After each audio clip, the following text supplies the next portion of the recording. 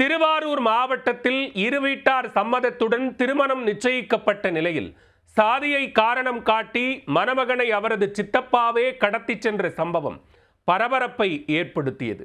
கடத்தப்பட்ட மணமகனை போலீசார் ராமநாதபுரத்திலிருந்து மீட்டுள்ளனர். நடந்தது என்ன?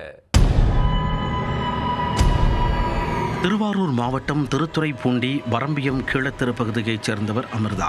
இவர் மன்னார்குடியில் உள்ள தனியார் நிறுவனத்தில் வேலை பார்த்து வருகிறார். இதே நிறுவனத்தில் புதுக்கோட்டை மாத்தூரைச் சேர்ந்த சஞ்சய்குமார் என்பவரும் வேலை பார்த்து வந்தார். அமிர்தாவும் சஞ்சய்குமாரும் கடந்த 7 ஆண்டுகளாக காதலித்து வந்துள்ளனர். இந்நிலையில் கடந்த ஜூன் 26ஆம் தேதி வரம்பியத்தில் உள்ள அமிர்தா வீட்டில் சஞ்சய்குமாருக்கும் அமிர்தாவிற்கும் இரு வீட்டார் சம்மதத்துடன் நிச்சயதார்த்தம் நடைபெற்றுள்ளது. அப்போது ஆகஸ்ட் 27ஆம் தேதி எட்டுக்குடி முருகன் கோவிலில் திருமணம் செய்வதென முடிவு செய்யப்பட்டது. இந்நிலையில் விடுமுறைக்காக மாத்தூருக்கு சஞ்சய்குமார் சென்ற நிலையில் அவரை அவரது சித்தப்பா முருகன் என்பவர் சந்தித்து பெரும் தகராறு செய்துள்ளார்.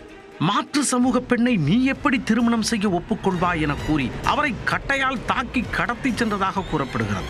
இந்த தகவல் தெரிய வந்ததை அடுத்து பெண் வீட்டார் பதறி போயினர். உடனே அமிர்தாவின் அண்ணன் இது குறித்து திருத்துறைப்பூண்டி காவல் நிலையத்தில் புகார் அளித்தார்.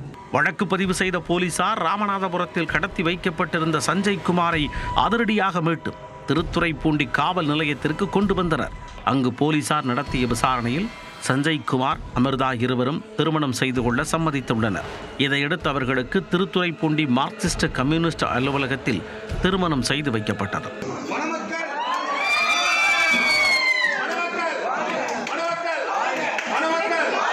திருமணம் நடக்கவிருந்த முதல் நாள் சொந்த சித்தப்பாவால் மாப்பிள்ளை கடத்தப்பட்ட சம்பவம் அப்பகுதியில் பெரும் பரபரப்பை ஏற்படுத்தியது. புகாரின் பேரில் துரிதமாக செயல்பட்ட போலீசார் மாப்பிள்ளையை கண்டுபிடித்து திருமணம் செய்து வைத்தது பலரது பாராட்டுக்களையும் பெற்றுள்ளது.